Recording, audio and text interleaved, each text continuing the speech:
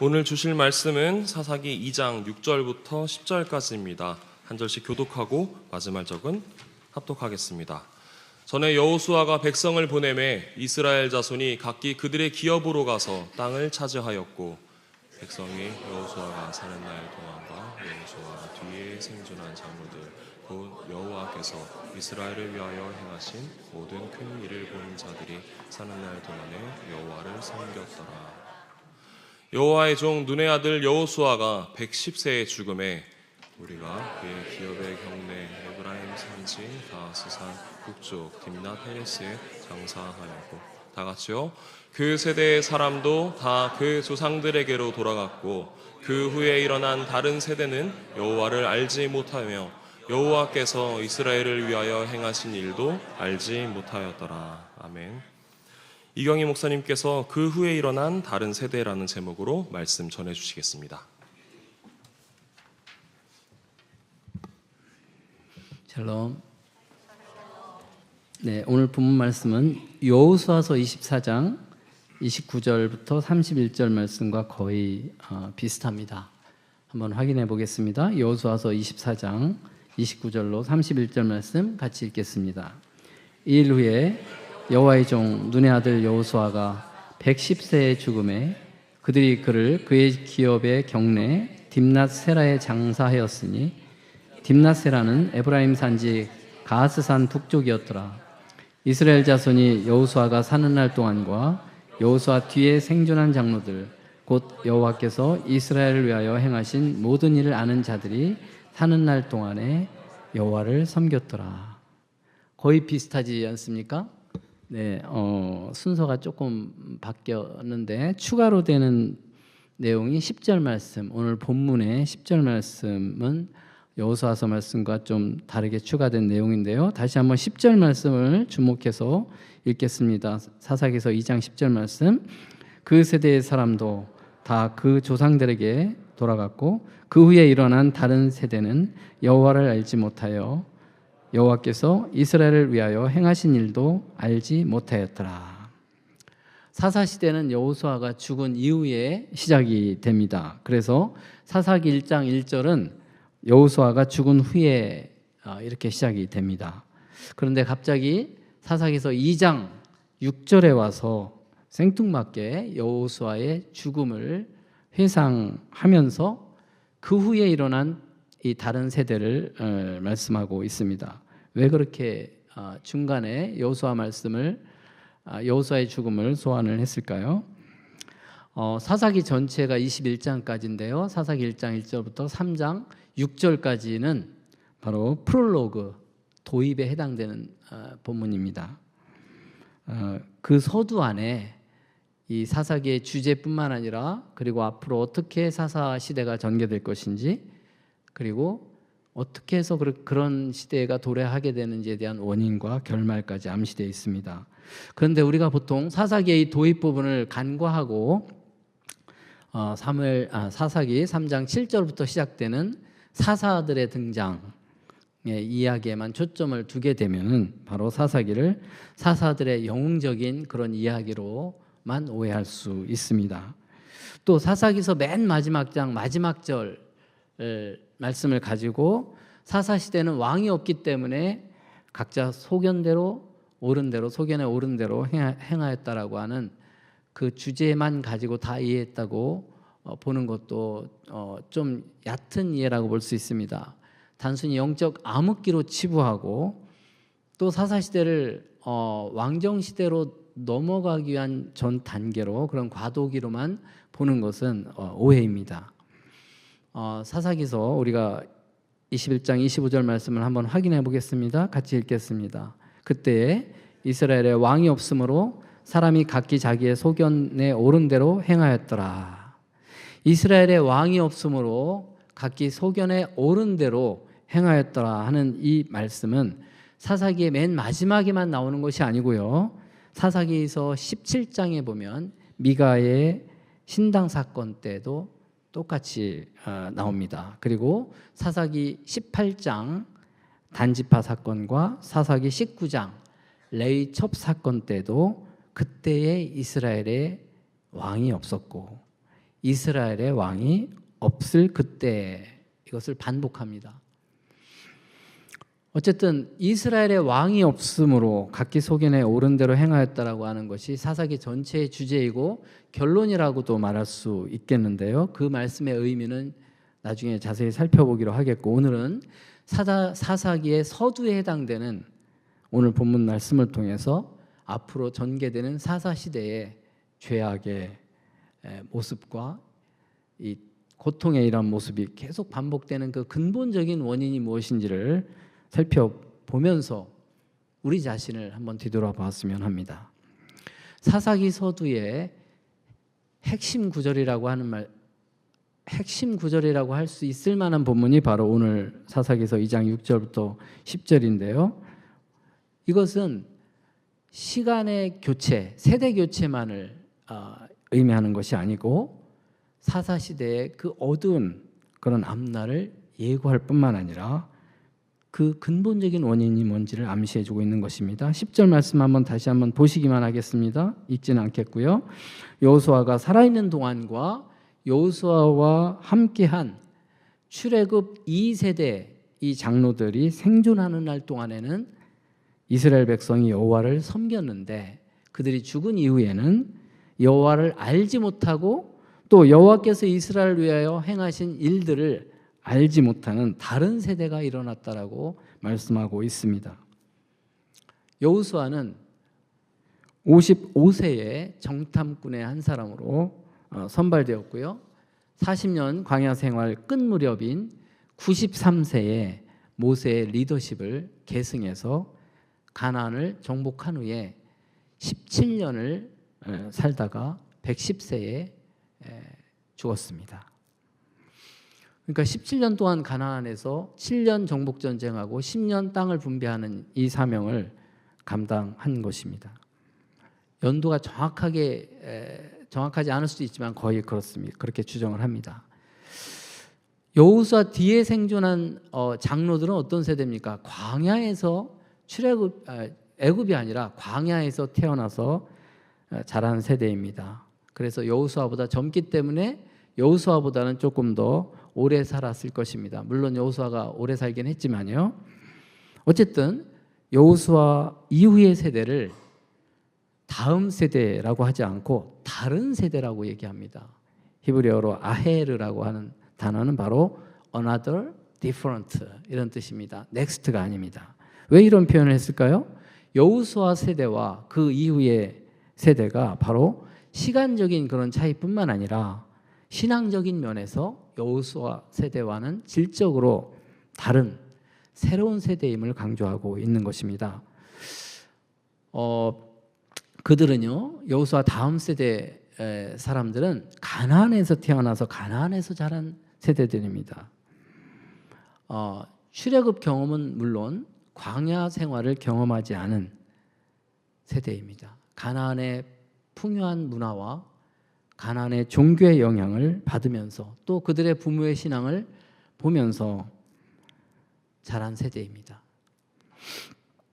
반면에 여호수아 세대는 지난 시간에 말씀드린 바와 같이 바로 출애굽 2세대로서 광야에서 태어나서 광야에서 하나님의 인도하심을 경험하고 가나안에 입성하기 전에는 모세로부터 직접 율법을 재교육받았고, 그리고 요단강을 마른 땅처럼 건너는 그런 기적도 체험을 했고요.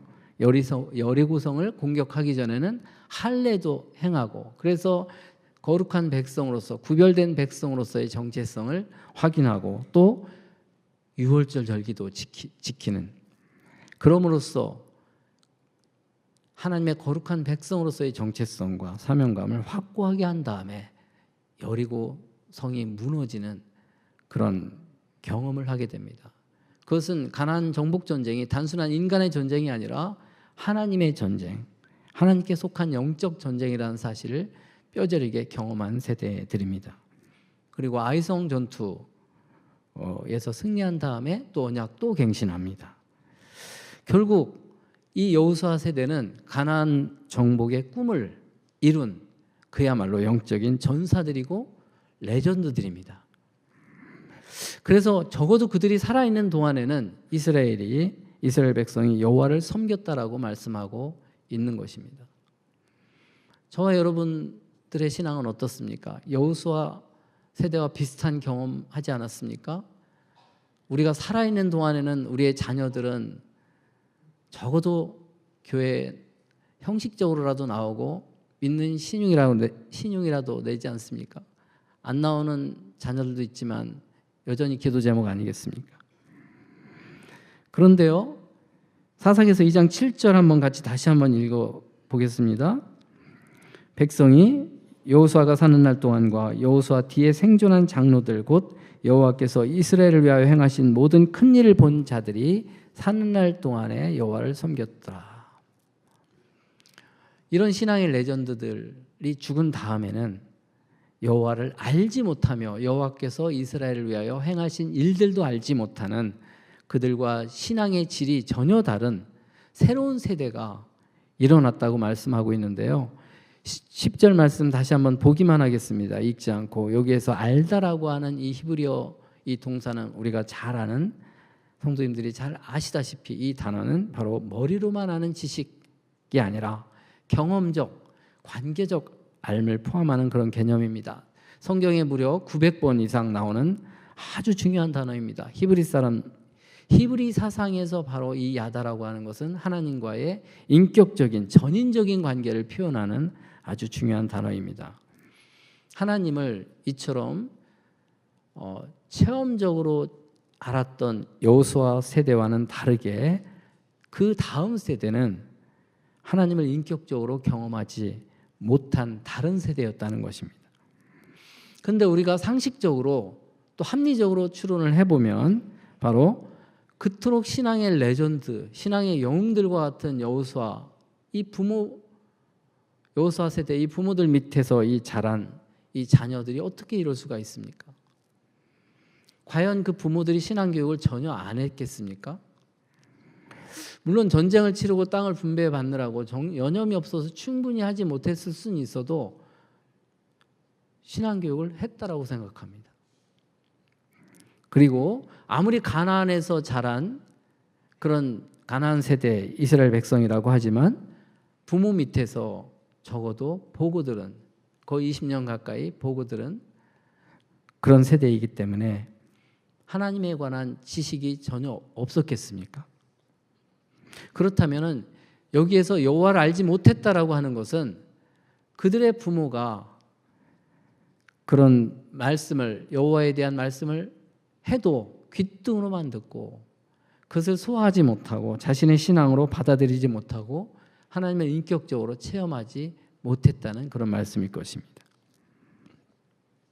그리고 하나님이 하신 일을 알지 못했다고 하는 것도 마찬가지입니다. 그것을 마음에 깊이 두고 기억하는 것이 아니라 그것을 자신과 전혀 무관하게 여기고 가나안 이 세대인 여호수아 다음 세대는 바로 그 의미를 하나님의 이 구원의 엄청난 역사가 나와 무슨 상관이 있는가 깊이 생각하고 받아들이지 않았다는 것입니다. 잊어버렸다는 것을 뜻할 것입니다.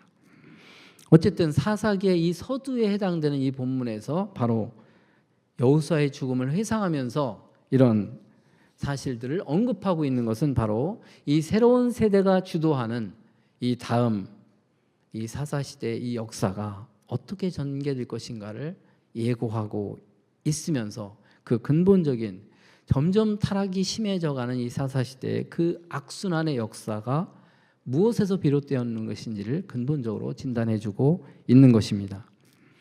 사실 이 악순환의 고리는 여호수아 세대에서 이미 잉태된 것입니다. 여호수아 세대가 겉으로 보기에는 신앙이 거의 완벽해 보이는 신앙의 영웅들이었지만 그 이면을 들여다보면 그들의 삶이 온전한 신앙의 본을 보이지 못하고 있다는 사실을 여호수아서 곳곳에서 보여주고 있습니다.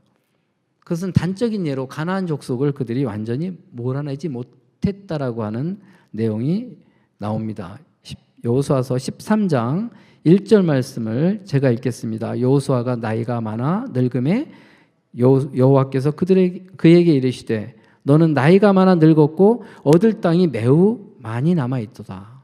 여호수아가 늙었음에도 불구하고 정복 전쟁이 끝났을 무렵은 100세 정도로 추정이 됩니다. 7년 정도 진행됐다고 보면 여전히 얻을 땅이 많이 남아 있었다는 거죠. 여호수아서 17장 12절 13절에 보면요, 역시 제가 읽겠습니다. 그러나 므낫세 자손이 그 성읍들의 주민을 쫓아내지 못하매 가나안 족속이 결심하고 그 땅에 거주하였더니 이스라엘 자손이 강성한 후에야 가나안 족속에게 노역을 시켰고 다 쫓아내지 아니하였더라. 여호수아 18장 2절 3절 말씀도 보면 하나님이 이미 주신 땅을 차지하지 못하고 머뭇거리는 7지파에게 여호수아가 적극적으로 땅을 정복하라고 촉구하기도 합니다. 이 본문은 같이 읽어보겠습니다. 그러나 이스라엘 자손 중에 그 기업의 분배를 받지 못한 자가 아직도 7지파라. 여호수아가 이스라엘 자손에게 이르되 너희가 너희 조상의 하나님 여호와께서 너희에게 주신 땅을 점령하러 가기를 어느 때까지 지체하겠느냐. 여호수아서 23장 5절 말씀을 봐도요, 여호수아가 하나님의 언약을 상기시키면서 남은 지역을 정복하라고 지시합니다. 23장 5절도 같이 읽겠습니다. 너희의 하나님 여호와 그가 너희 앞에서 그들을 쫓아내사 너희 목전에서 그들을 떠나게 하시리니 너희 하나님 여호와께서 너희에게 말씀하신 대로 너희가 그 땅을 차지할 것이라. 여호수아서는 여호수아 시대에 가나안 정복이 완전히 끝난 것이 아니라 여호수아 이후에도 남은 지역을 정복해야 한다는 사실을 강조하고 있는 것입니다. 여호수아가 살아생전에 성공적으로 정복 전쟁을 어느 정도 수행해 갔지만 완벽하게 마무리한 것은 아니었다는 것입니다. 여호수아의 믿음이 부족해서가 아니라 여호수아와 함께하는 광야 세대의 이스라엘 장로들, 지도자들이 불순종, 완전하게 순종하지 않은 것 때문입니다. 여호수아 세대의 이러한 불완전한 이 순종, 불완전한 이 정복으로 인해서 그들 자신뿐만 아니라 그들의 자녀들이 가나안의 타락한 문화와 우상 숭배의 영향을 받게 된 것입니다. 가나안 1세대인 그들의 자녀들이 가나안 정복 전쟁을 수행하는 과정에서 똑같은 시행착오를 반복하는 내용이 오늘 본문 그 앞에 있는 사사기 1장에 아주 세세하게 기록되어 있습니다. 먼저 유다 지파가 블레셋 지역을 정복합니다.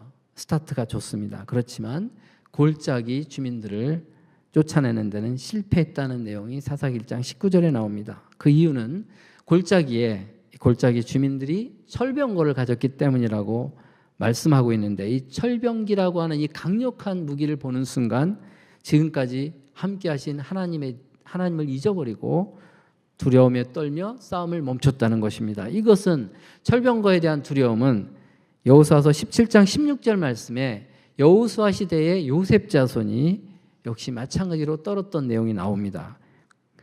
자막만 보시면 될 것 같습니다. 요셉 자손인 에브라임 지파가 자신이 개척해야 될 그 지역에 철병거가 있다는 사실을 알고 투덜거리고 있는 내용입니다. 사사기 1장 21절에 보면요, 베냐민 지파 역시 예루살렘에 거주하는 여부스 족속을 쫓아내지 못하고 함께 거주했다라고 말씀합니다. 1장 21절 말씀 같이 읽겠습니다. 베냐민 자손은 예루살렘에 거주하는 여부스 족속을 쫓아내지 못하였으므로 여부스 족속이 베냐민 자손과 함께 오늘까지 예루살렘에 거주하니라. 가나안 1세대의 이 베냐민 지파가 예루살렘 정복 실패한 것은 단순히 힘이 없어서가 아니라 사회적, 경제적 이득을 취하기 위해서 그들과 더불어서 함께 살기로 타협했기 때문에 바로 하나님을 온전하게 신뢰하지 못하고 불순종하는 그런 불신앙의 모습을 보이고 있는 것입니다. 사사기서 1장 나머지 부분, 남쪽 이스라엘뿐만 아니라 북쪽 지파의 이 점령 이야기가 그 이후 사사기 1장 22절 이하에 나와 있는데요. 이 부분은 한번 지도를 보시면서 들으시면 좋을 것 같습니다. 유다 지파와 베냐민 지파를 말씀드렸고요. 요셉 가문은 바로 북쪽 지파를 대표한다라고 할 수 있는데 이들이 베델을 성공적으로 점령하지만은 그 성읍을 점령하는 과정에서 쉽게 점령하려고 그곳에 사는 한 사람과 일종의 거래를 해서 가나안 사람과 언약을 맺지 말라고 하는 하나님의 명령을 어깁니다. 그리고 므낫세 지파는 요단 동편에도 땅이 있었지만 이 서편 전쟁에 또 치르게 되는데 하나님을 의지하지 않고 자신의 힘으로 전쟁에 나섭니다. 에브라임 지파 역시 끝까지 싸우지 않고 적당한 시점에 가나안 족속과 동맹을 맺어서 자신들의 기업 안에 가나안 사람들을 살도록 허락함으로써 하나님의 말씀에 순종하지 않은 태도를 기록하고 있습니다. 스볼론 지파도 같은 잘못을 저지르고 있고요. 아셀과 납달리 지파 역시 자기 기업에서 가나안 족속을 쫓아내지 못하고 오히려 그들 가운데 끼어 사는 처지가 됩니다. 그리고 단 지파는 본래 분배받은 기업을 차지하기는커녕 오히려 쫓겨가는 신세가 됩니다. 그리고 결국 이 단 족속은 북쪽으로 이주해 버립니다. 그래서 사사기 18장에 나중에 또 기록되어 있습니다. 요셉 지파는 갈수록 이 가나안 족속을 이기지 못하고 수많은 지역에서 가나안 사람들과 살다가 나중에는 결국 가나안 족속에게 핍박을 받는 모습까지 나옵니다. 그게 바로 사사기 1장에서 기록되고 있는 가나안 세대, 여호수아 그 이후 세대가 정복 전쟁을 어떻게 벌였는가를 보여주고 있습니다. 자세히 들여다보면 사실 사사기 1장에 언급되지 않은 지파 몇 지파들이 있습니다. 갓 지파와 르우벤 지파.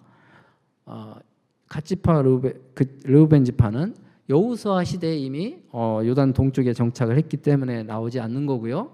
그리고 이사갈 지파가 등장하지 않는 이유는 그들이 기업 분배는 받았지만 군사적으로 큰 영향력이 없는 오히려 가나안 주민과 공존하는 그런 지파인 것으로 추정을 합니다. 어쨌든 사사기 1장은 여호수아 그 이후의 세대, 이 가나안 세대 이스라엘 백성이 가나안 정복에 실패했다고 하는 부분을 강조하고 있는 것입니다. 그래서 그 이어지는 본문 사사기 2장 1절부터 3절 말씀에 여호와의 사자가 등장해서 이들을 책망하는 내용이 오늘 본문 바로 앞절에 나와 있습니다. 사사기서 2장 1절부터 3절을 같이 읽겠습니다. 여호와의 사자가 길갈에서부터 보김으로 올라와 말하되 내가 너희를 애굽에서 올라오게 하여 내가 너희의 조상들에게 맹세한 땅으로 들어가게 하였으며 또 내가 이르기를 내가 너희와 함께 한 언약을 영원히 어기지 아니하리니 너희는 이 땅의 주민과 언약을 맺지 말며 그들의 제단을 헐라하였거늘 너희가 내 목소리를 듣지 아니하였으니 어찌하여 그리하였느냐. 그러므로 내가 또 말하기를 내가 그들을 너희 앞에서 쫓아내지 아니하리니 그들이 너희 옆구리에 가시가 될 것이며 그들의 신들이 너희에게 올무가 되리라 하였노라. 여기서 등장하는 여호와의 사자는 여호와의 말씀을 전달하는 천사를 말합니다. 이 사실은 하나님이 왕으로서 이스라엘을 직접 통치하신다는 사실을 말해주고 있습니다. 여호와의 사자는 사실 왕정 시대에는 거의 등장하지 않습니다. 사무엘하 24장 16절에 한번 나오고요. 열왕기서에서 엘리야와 엘리사와 관련해서 3번 등장하는 것이 전부입니다. 이 사사시대는 지나가는 세대가 아니라 하나님이 왕이 되셔서 직접 통치하시는 신정국가, 이상적인 국가를 의도하신 것입니다. 그런데 빗나가고 있는 것입니다. 여호와의 사자가 길갈에서부터 보김으로 올라왔다라고 이렇게 말씀하고 있는데요. 길갈이 어떤 지역입니까? 바로 이스라엘 백성이 여기가 여리고 근처 장소인데요. 이스라엘 백성이 요단강을 건넌 다음에 길갈에서 처음으로 장막치고 할례를 행했던, 그리고 그곳에서 제비뽑기를 해서 이스라엘 12지파에게 땅을 분배했던 그런 역사적으로 아주 중요한 그런 장소입니다. 그리고 복임은 통곡하는 사람들이라는 도시명을 갖고 있습니다. 여호와의 사자가 언약의 장소에서 이 슬픔의 도시, 이 복임으로 찾아왔다는 것도 참 의미심장한 것입니다. 하나님이 찾아오신 것입니다. 찾아오셔서 출애굽 사건과 그리고 시내산에서의 언약을 상기시키면서 이스라엘 백성에 대한 하나님의 신실하심을 다시 한번 강조하면서 너희들이 왜 가나안 족속을 멸절하지 않고 거래하거나 계약함으로써 하나님의 명령을 어기고 또 우상 숭배를 한 거에 대해서 경고하고 있는 것입니다. 우리가 가나안 정복 전쟁을 접할 때 마음에 늘 불편한 게 있죠. 그게 뭐냐? 하나님이 어떻게 이렇게 잔인하게 완전히 멸절하라고 했을까? 가나안 족속을 멸절하라고 하는 이 히브리어로 하렘이라고 하는 건데요. 이 하렘 명령을 했을까? 하렘이라고 하는 것은 히브리어로 완전히 바치다, 완전히 멸하다라는 뜻입니다. 이걸 좀 이해하고 정리할 필요가 있습니다. 이 하렘 명령은 단순히 군사적인 정복을 하라는 것이 아닙니다. 이 말씀을 하렘 명령을 이해하려면 창세기 15장 16절 우리가 잘 아는 아브라함의 언약 내용을 제가 읽어드리면 내 자손은 4대 만에 이 땅으로 돌아오리니 이는 아모리 족속의 죄악이 아직 가득 차지 아니함이니라.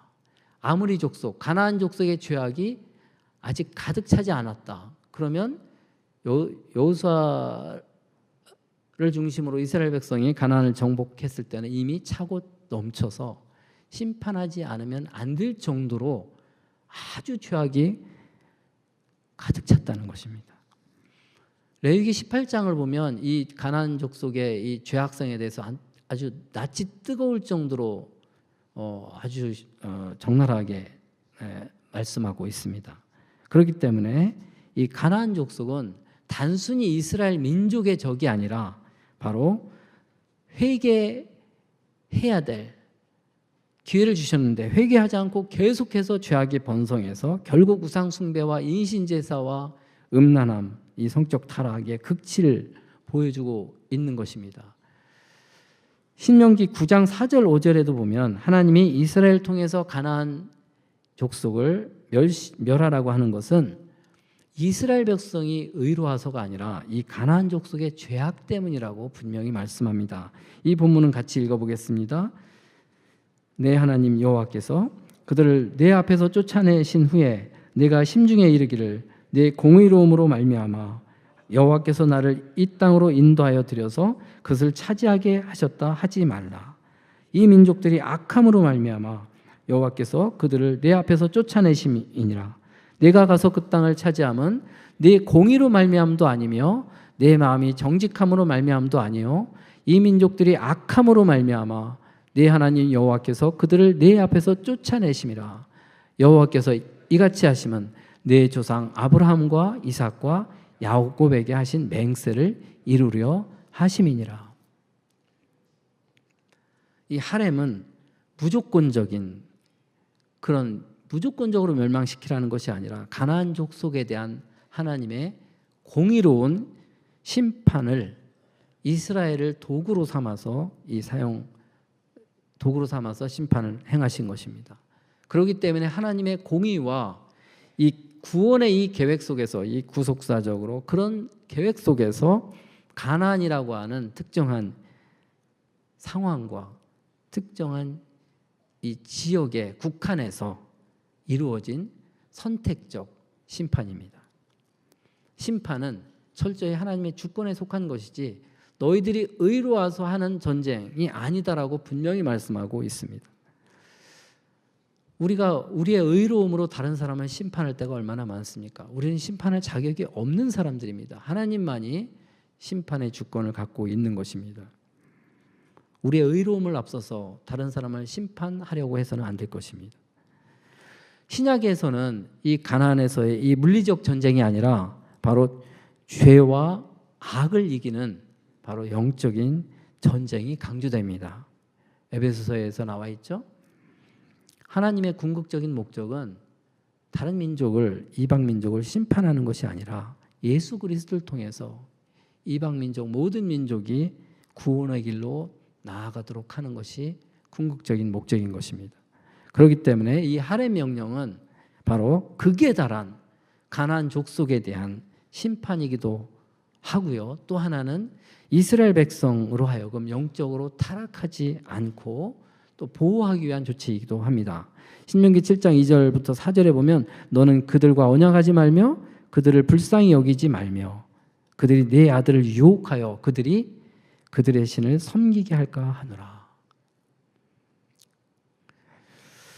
하나님은 이스라엘이 가나안 족속과 혼합될 경우에 바로 그들이 우상 숭배와 죄악된 문화에 동화될 것을 염려하신 것입니다. 오늘날도 마찬가지입니다. 우리 하나님을 믿는 사람들이 세상 문화와 세상 종교에 혼합된 이 혼합주의가 가장 큰 문제인데 그 부분을 경고하고 있는 것입니다. 사사기서 오늘 본문 다음 이어지는 2장 11절부터 3장 6절까지 사사기 서두가 3장 6절까지라고 말씀드렸는데 나머지 내용들은 여호와의 사자가 이토록 경고했음에도 불구하고 이스라엘 백성이 가나안 1세대 이 여호수아 이후 세대들이 가나안 족속을 완전히 멸하지 않고 남겨둠으로 인해서 우상을 섬기고 악을 행하다가 이방 민족의 압제를 받게 되고 그래서 극심한 괴로움 속에서 부르짖으면 하나님께서 사사들을 보내셔서 구원하시고 또 살만해지면 또 죄를 짓고 이런 내용들이 2장에 함축되고 있습니다. 그것은 타락, 징계, 회개, 구원, 다시 타락 하는 이 사이클 이것을 이미 서두에 다 보여주고 있는 것입니다.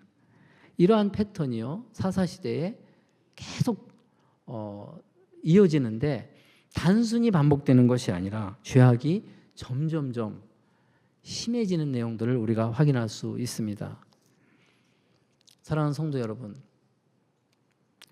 이러한 사사시대의 이 사이클이 오늘날 이 신약 시대인 교회 시대에도 여전히 반복되고 진행되지 않습니까? 어떻게 하면 이 악의 순환의 이 고리를 끊어버리고 이 선의 순환으로 우리가 전환할 수 있겠습니까? 서두에 말씀드린 바와 같이 사사시대의 이 악순환의 고리는 바로 여호수아 세대에서 이미 잉태되었다고 말씀드렸는데 우리 세대 안에도 저와 여러분 우리 세대 안에도 바로 다음 세대가 잉태되고 있다는 사실을 우리가 기억해야 됩니다. 습관도 유전이 된다라고 하는 이 과학적인 보고서가 있습니다.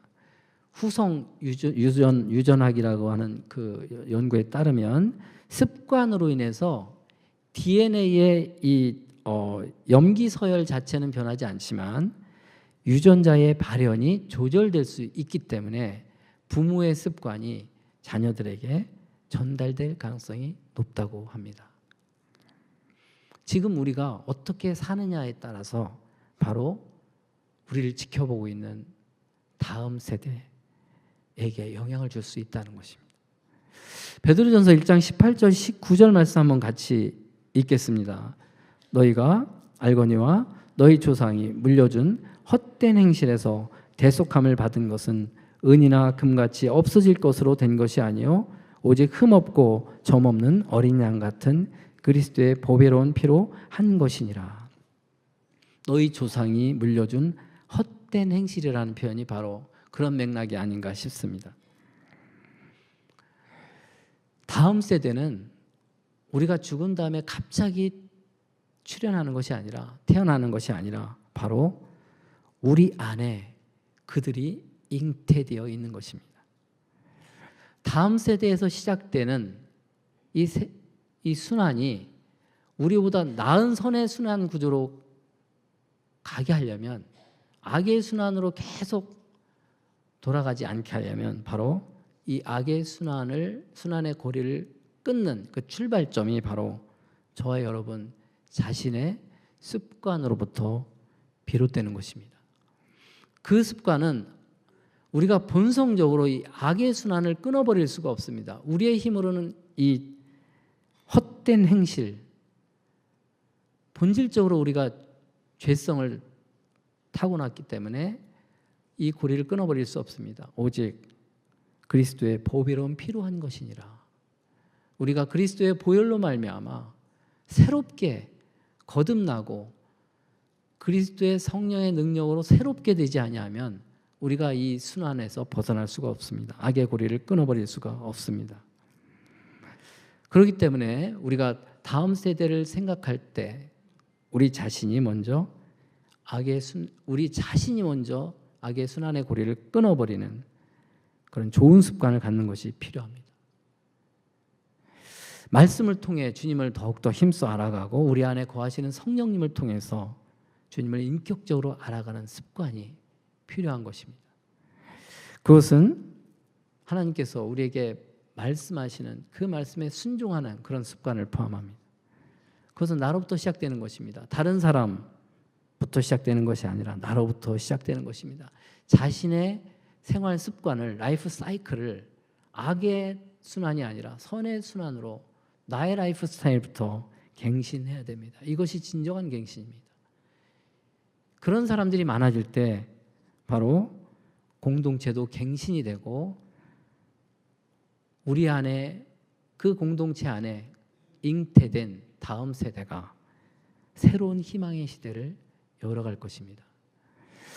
저는 그런 관점에서 우리 갱신 공동체가 주일학교와 그다음에 중고등부 청년대학부에 아낌없는 작은 규모임에도 불구하고 아이들이 투자하고 귀한 전문 사역자를 모시고 사역하는 것이 얼마나 귀한지 모르겠습니다. 근데 그런 사역뿐만 아니라 그것을 사역자들에게만 맡길 것이 아니라 우리가 부모된 자로서 먼저 주님을 믿는 자로서 우리의 라이프 스타일을 하나님 중심적인 선의 순환 고리로 라이프 사이클로 우리 자신이 바뀌는 것이 더욱 중요합니다. 이러한 선순환의 역사가 지금 저와 여러분으로부터 출발된다는 사실을 우리가 깨닫고 그러한 삶을 살기로 새롭게 결단하는 은혜를 구하는 저와 여러분 되시기를 간절히 축원합니다. 기도하겠습니다. 거룩하신 주님, 극단으로 치닫는 이 타락한 이 세대를 살아가는 저희들이 먼저 여전히 역사를 주관하시는 우리 주님을 더욱 알아가기를 힘쓰게 하여 주시기를 원합니다. 또한 주님의 자비와 긍휼을 힘입어서 교회 안에서는 본이 되고 이 세상에서는 소금과 빛이 되는 삶을 살아내게 하여 주시기를 원합니다. 더욱 바라옵기는 우리가 힘을 모아 하나 되어서 다음 세대에 대한 관심을 더욱 새롭게 하여 주시고 우리의 부끄러움 없는 신앙을 그들에게 전수함으로써 교회의 사명을 잘 감당하는 교회 갱신 공동체가 되게 하여 주시기를 원합니다. 예수님의 이름으로 기도합니다. 아멘.